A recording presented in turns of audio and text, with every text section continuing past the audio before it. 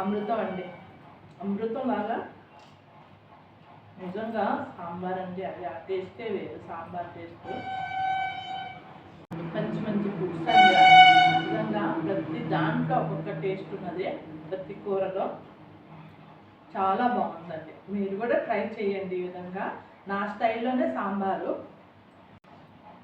ఇదిగోండి ఉల్లిపాయ అన్నమాట, కాలుతుంది. ఉల్లిపాయ ఇట్లానే టేస్ట్గా తింటారు, మా వారికి ఇష్టం బాగా. నేను కూడా వేసుకున్నాను.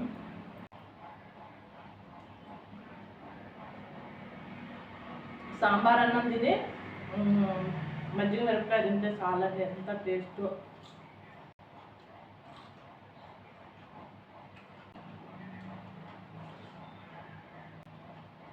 చాలా బాగుందండి.